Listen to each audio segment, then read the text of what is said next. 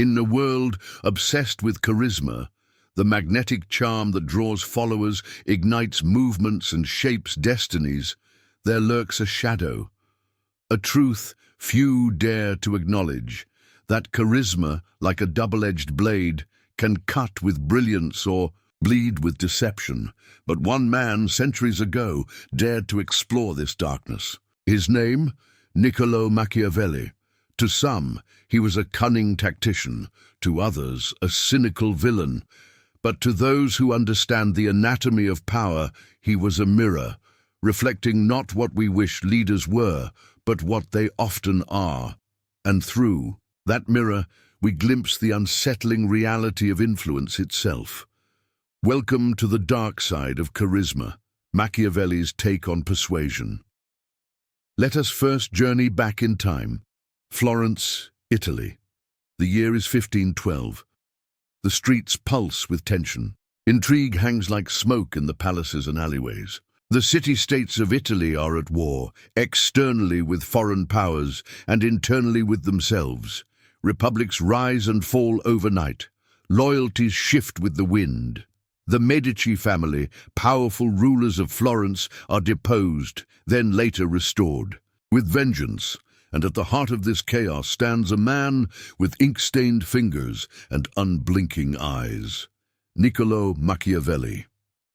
A diplomat by profession, Machiavelli had seen power up close. He negotiated with kings, watched republics crumble, and bore witness to the brutal chess game of political survival.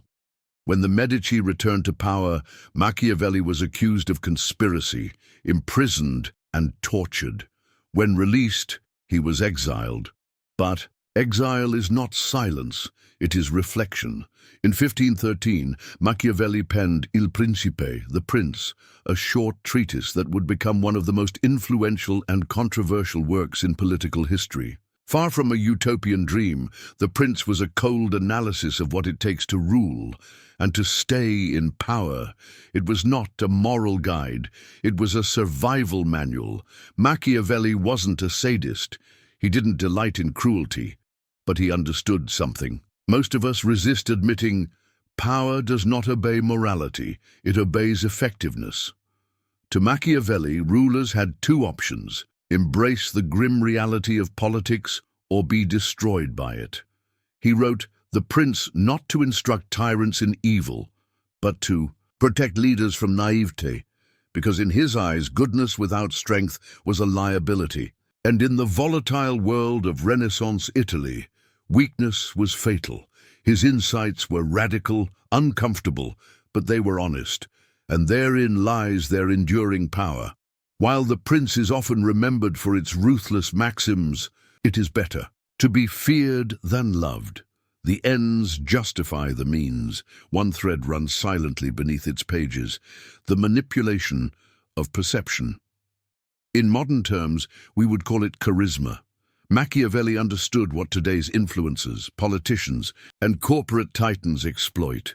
That image is often more potent than substance. That people are drawn not to reality, but to the illusion of strength, certainty, and charm.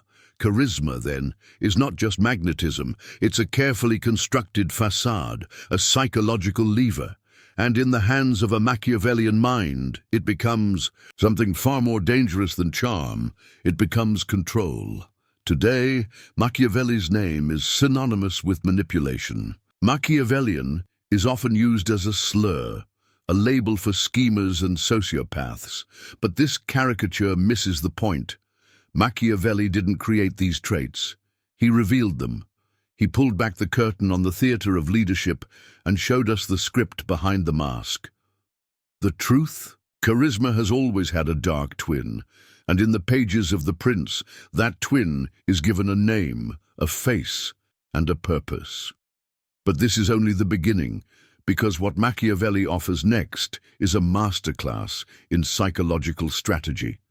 The subtle art of deception, the manipulation of trust, and the weaponization of human nature itself.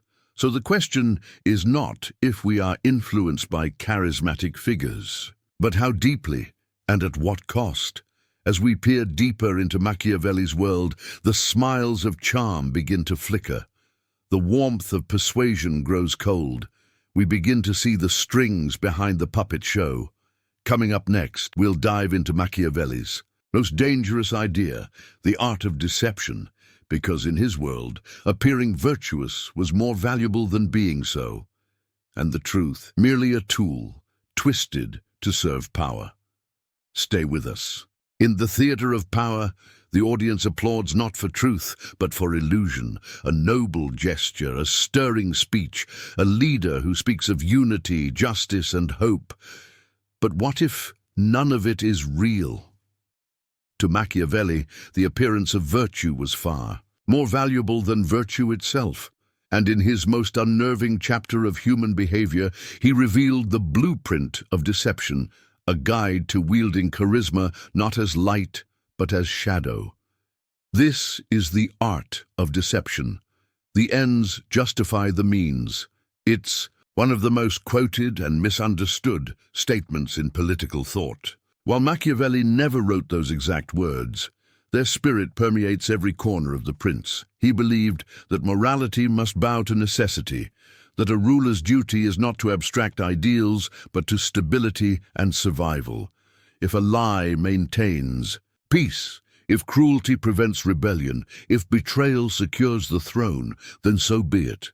The leader who clings to morality without calculation is doomed. But the one who understands when to break the rules survives. So how does one maintain power without appearing monstrous? Machiavelli answers with chilling clarity. It is not necessary for a prince to have all the good qualities, but it is necessary to appear to have them.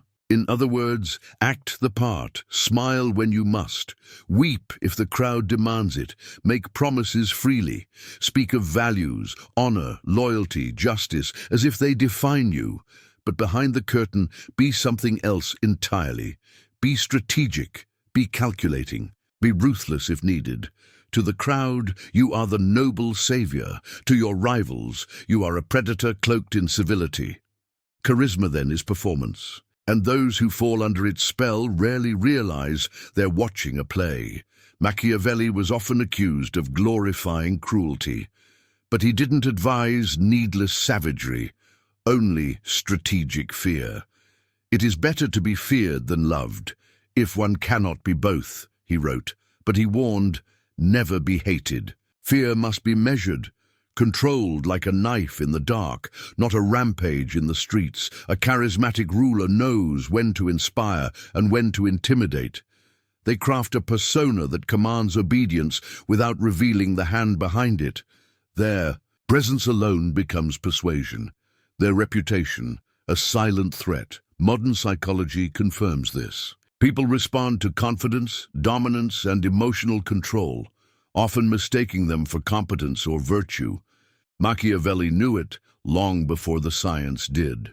In a Machiavellian framework, reputation is everything. People rarely see the truth. What they see, they believe. What they believe, they follow. So the wise manipulator guards their image like gold. Public acts of generosity, heroic speeches, symbolic gestures, all become tools to build trust. But this trust is not mutual. It is leverage.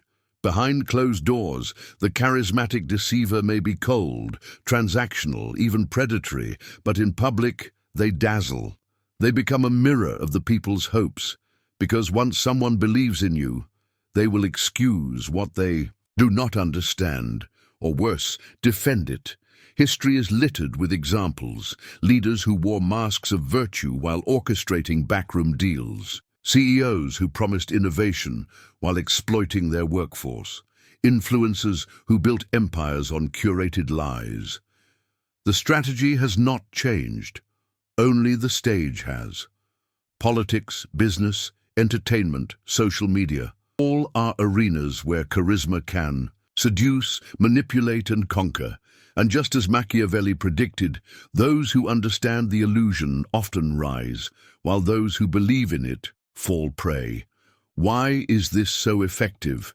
Because humans are wired to respond to narratives, not logic. We crave meaning. We trust faces more than facts. We want to believe that leaders are good, that their confidence signals competence, that their charisma reflects truth. This is the flaw Machiavelli saw in human nature and exploited. Deception works because we are complicit in it. We want to believe in the mask, even when the eyes behind it are hollow. And so deception becomes not just a tactic, but a philosophy, a way of life for those who seek power without limits. But Machiavelli's vision goes deeper still.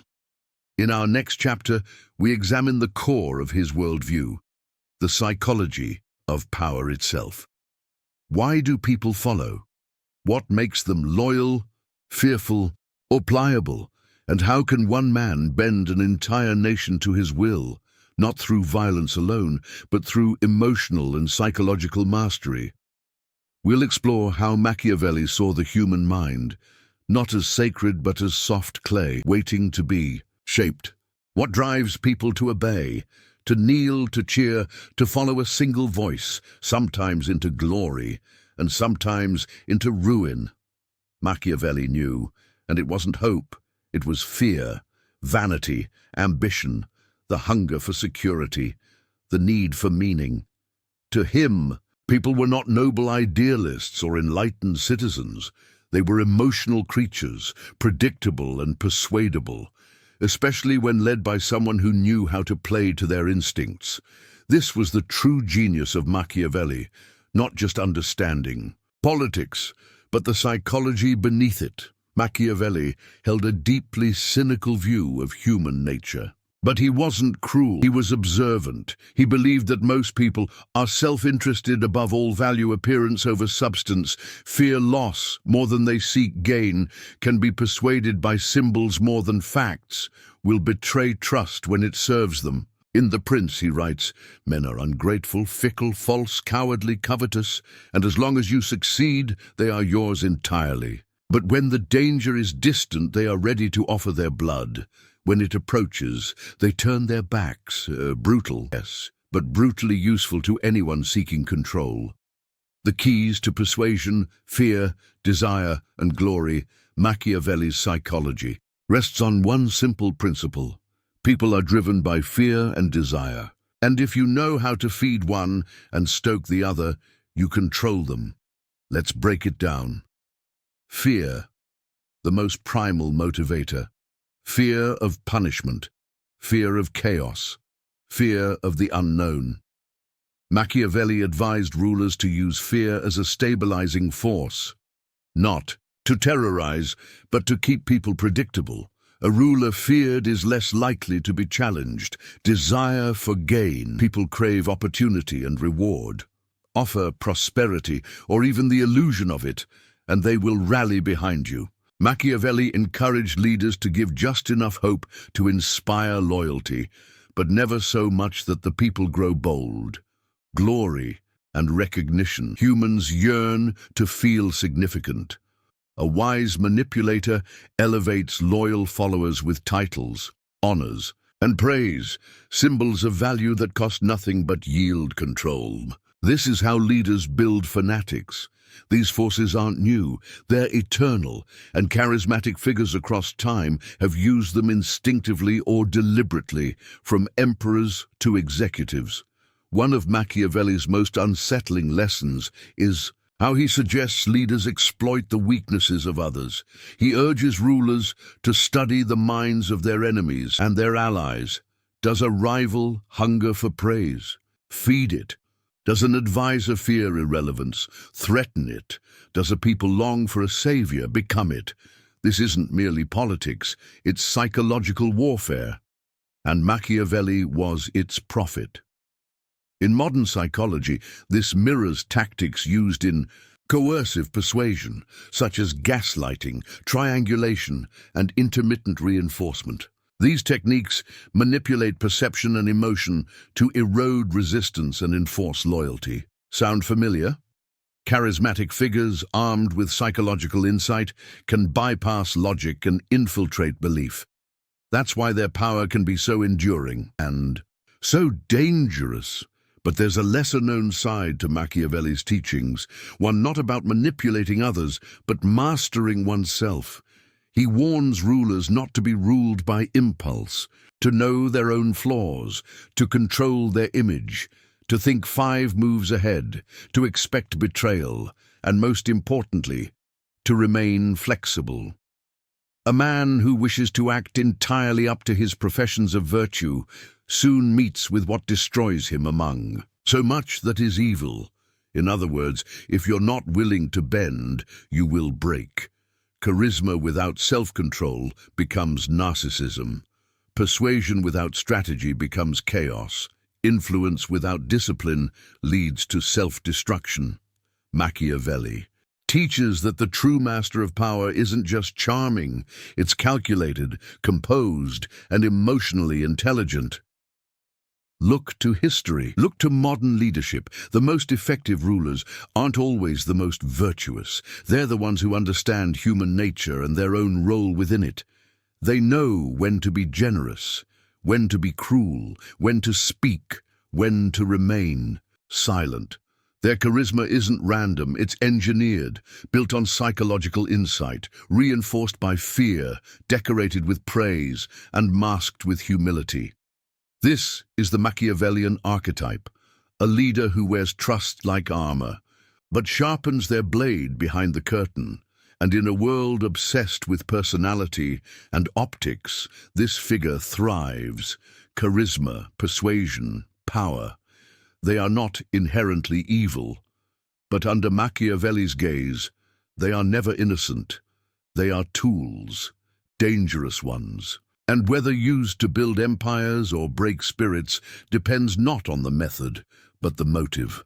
In our next section, we confront that reality head-on. What are the modern implications of Machiavelli's teachings? What happens when persuasion becomes manipulation and success leaves a moral corpse behind? Get ready to examine the cost of power. Centuries after The Prince was written, its shadow stretches farther than ever. We live in a world Machiavelli could never have imagined, of digital empires, media manipulation, political theater, and influencer culture. But his ideas thrive. In every headline, boardroom, and ballot box, the question is no longer whether Machiavelli was right. The question is, what happens when too many people follow his advice, and too few question its cost? Machiavelli's brilliance lies in how clearly he sees through human pretense. But brilliance can be blinding. When the ends justify the means becomes your compass, everything else, integrity, empathy, trust, becomes optional. This is where the danger begins. Because charisma unchained from ethics is not leadership, it's manipulation. And Machiavelli's strategies, when applied without moral restraint, can be catastrophic. Leaders justifying lies for the greater good, corporations crafting benevolent images while exploiting workers, influencers cultivating parasocial loyalty to monetize emotion, political campaigns designed to divide, not unite, because division wins votes. The tools Machiavelli taught are powerful, but they are also volatile. In the wrong hands, they don't just influence, they corrupt. Across history, countless leaders have weaponized Machiavellian principles. Napoleon Bonaparte, who charmed the masses while centralizing dictatorial power. Joseph Stalin, who cloaked brutality and patriotism and purged with strategic fear. Corporate titans, who built brands around social good while offshoring accountability. Even in democracies, the tactics persist. Fear-based messaging, image over action, and a relentless focus on power optics over substance. Machiavelli never advocated for cruelty without purpose, but those who misunderstood or selectively applied his teachings often became monsters cloaked in charisma. Because once deception becomes normalized, truth becomes irrelevant. And when everyone wears a mask, even the audience forgets what a real face looks like. In today's world, charisma is currency. A politician doesn't need policy, only presence. A CEO doesn't need values, only a viral brand, a digital influencer. Doesn't need qualifications, only confidence and a ring light. This is persuasion in the age of performance. And Machiavelli, were he alive today, would be astounded by how far the illusion has evolved. He would likely say, "You have made an empire out of appearances. Algorithms reward boldness, not accuracy. Virality favors outrage over nuance, and people follow those who feel powerful, even when their power is a facade." In short, Machiavellian charisma is no longer rare. It's the norm. But here lies the dilemma.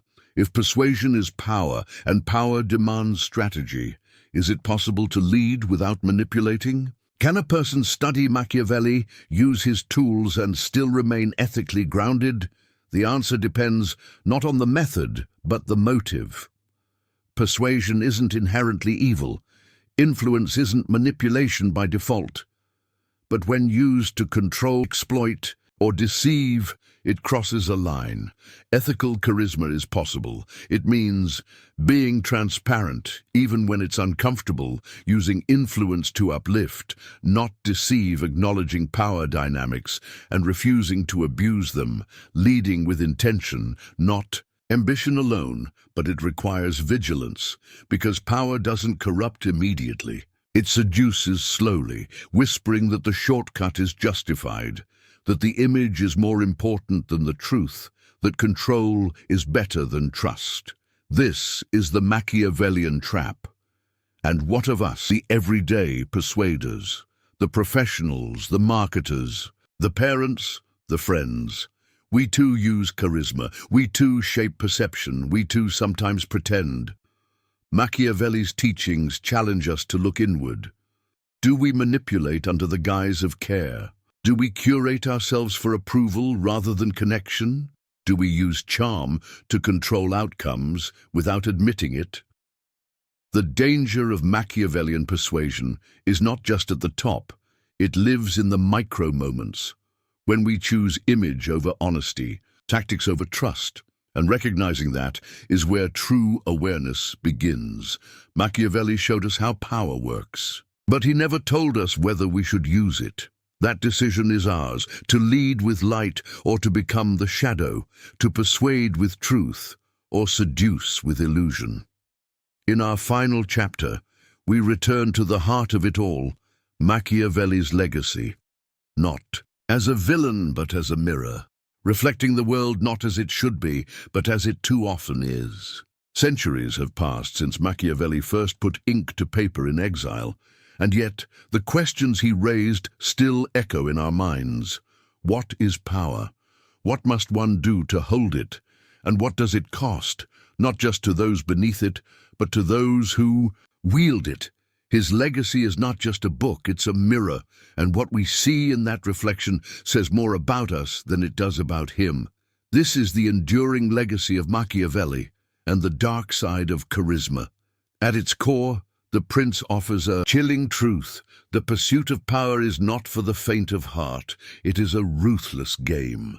And the rules do not reward the most moral, they reward the most strategic. Machiavelli stripped power of its illusions. He made it clear, if you wish to lead, you must be willing to act, to deceive, to bend, to strike when others hesitate. He taught that charisma, if used wisely, could become a weapon, a silent blade that carves through the chaos of politics, fear, and public opinion. But he also warned, in his own way, that those who rise through illusion must constantly defend it, that power built on masks becomes a prison of performance, and that the more you pretend, the less you recognize yourself in the mirror. Look around. Leaders who present themselves as saviors, while quietly consolidating power, corporations selling morality while outsourcing exploitation, influencers preaching authenticity while living behind filters and scripts. These are not deviations from the modern world. They define it. Machiavelli would not be surprised. He would say, "You have not abandoned my lessons, you have perfected them." In the age of optics, charisma is king, not truth, not action, not even competence, only the illusion of these things. And in a culture where perception is reality, the charismatic manipulator doesn't just survive, they thrive. But at what cost? Because every time we fake virtue, we lose a piece of it. Every time we use charm to control, we lose real connection. Every time we justify manipulation for the sake of outcome, we become what we once feared. Charisma becomes poison when it demands constant performance, when it silences dissent, when it makes us believe we are more important than the truth. And for those who follow charismatic manipulators, the cost is equally steep. Lost autonomy, misplaced trust, fractured realities. This is the legacy we risk when we use Machiavelli's tools without his caution. But perhaps there is another path. Machiavelli never demanded that we become tyrants. He simply showed us how tyrants think and warned us that the world often rewards them. His work was not a guidebook for cruelty, but a call for awareness. So what if we could take his insights and use them not to dominate, but to protect, to recognize? Manipulation, so we are not seduced by it, wield influence ethically, without illusion, lead with clarity, while still understanding the darkness that surrounds power.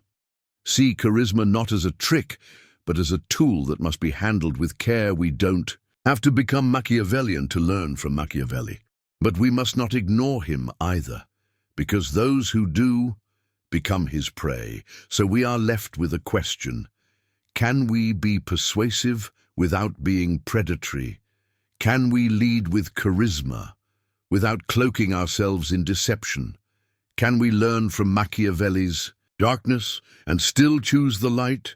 There is no simple answer, no easy path, only a choice made again and again between the temptation to control and the courage to connect. Charisma is not the enemy, but charisma without conscience.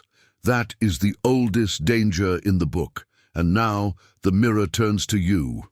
Where have you seen Machiavellian persuasion in your life, in your leaders, in yourself? Have you used influence to elevate others or to bend them?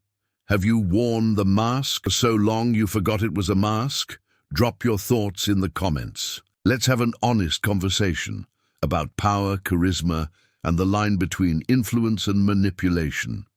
Because in the end, Machiavelli's greatest lesson is not how to control others, but how easily we can lose control of ourselves. Power reveals, charisma disguises, but truth is what remains when the mask falls. See you in the next video.